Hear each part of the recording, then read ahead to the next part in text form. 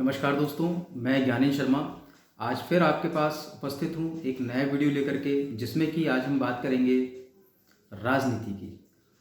उससे पहले मैं आप सभी को बता दूं कि अगर आप मेरे चैनल पर नए हैं तो प्लीज़ सब्सक्राइब करें, बेल आइकन दबाएं, जिससे कि आपको मेरे आने वाले वीडियो सबसे पहले प्राप्त हों। तो चलिए शुरू करते हैं। आज का जो टॉपिक है राजनीति को लेकर के। दोस्तों, जैसा कि मैं अक्सर देखता हूँ कि लोग चुनाव के बाद में, जब चुनाव हो जाते हैं उसके बाद में जो भी पार्टियां आती हैं उनके ऊपर कुछ ना कुछ कमेंट पास करना या उनके ऊपर दोषारोपण करना कि यार ये पार्टी अच्छा काम नहीं कर रही है या ये नेता अच्छा काम नहीं कर रहे हैं या ऐसा।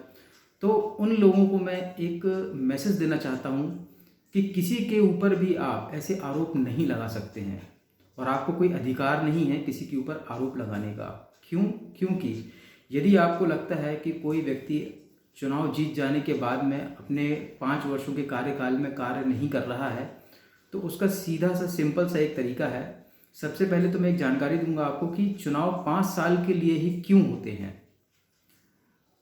वो इसलिए होते हैं कि यदि आपको किसी का कार्यकाल पसंद नहीं आ रहा है तो आप अगले 5 वर्षों में, पंचवर्षीय योजनाओं में आप किसी दूसरे को विजयी बना करके और उसको आप ला सकते हैं, जो आपकी बात रखे, जो आपका सम्मान करे, जो आपकी भावनाओं को समझे और जो अपना कार्य बढ़िया अच्छे तरीके से करे।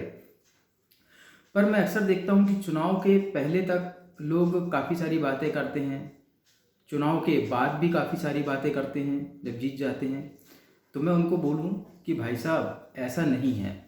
अगर आपको लगता है कि जो भी प्रत्याशी चुनाव जीता है और वो कार्य नहीं कर रहा है, तो चुनाव के टाइम पे आप लोग कहाँ चले जाते हैं?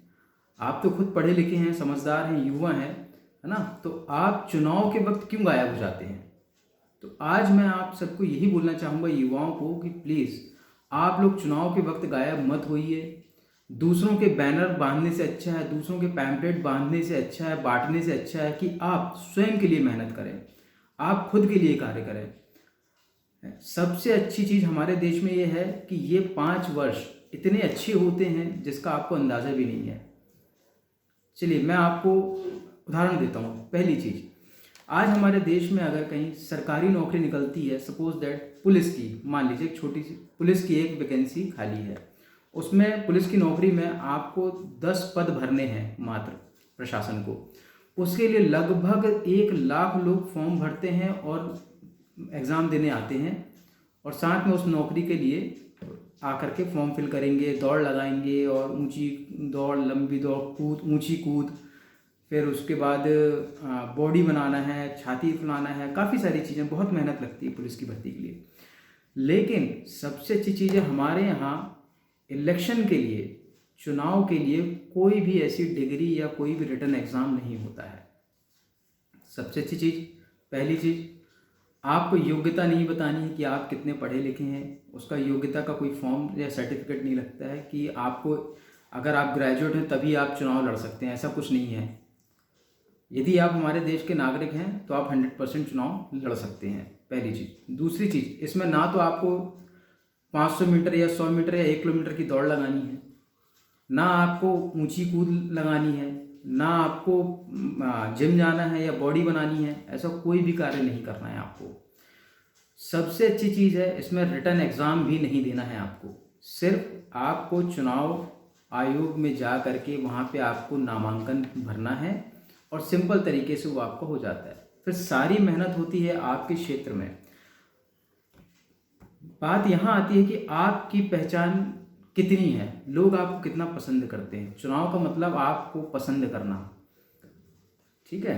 तो लोग आपको कितना पसंद करते हैं, ये ज़्यादा महत्वपूर्ण होता है। तो मेरे हिसाब से सारे युवाओं को मैं एक मैसेज देना चाहता हूँ, आप लोग आगे आएँ, और सही मायने में युवा अगर आगे आएगा तो बहुत ही अच्छा होगा। हम क्यों हर 5 साल में उन्हीं लोगों को जिताते जो ऑलरेडी जीते हुए हैं? हर बार हम उन्हीं के बैनर तंबू क्यों बांधते रहते हैं? क्यों उनके पैम्पलेट्स बांटते हैं? क्यों उनका प्रचार प्रसार करते हैं? हम खुद क्यों नहीं अपने लिए आगे आते हैं, देश के लिए कुछ करने के लिए?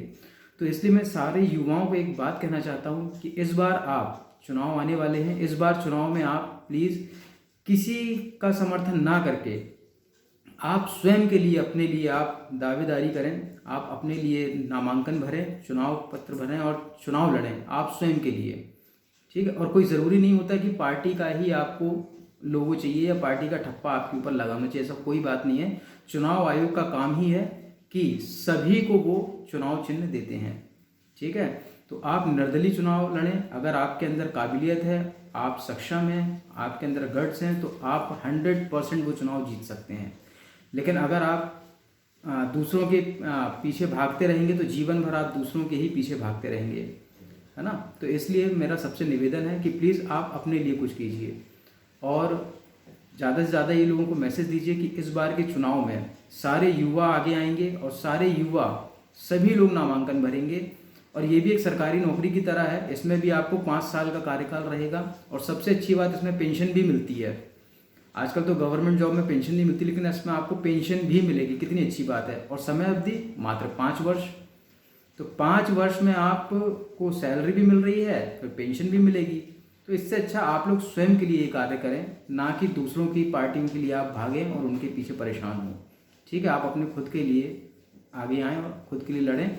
और देश को आप जैसे युवाओं की ही ज़रूरत है, तो देश के लिए आपको अगर कुछ करना है तो प्लीज़ इस बार सारे युवा आगे आइए और नगर निकाय चुनावों में सारे युवा नामांकन भरिए, अपना दावा करिए और पर्चा भरिए और चुनाव लड़िए प्लीज़ सारे युवा।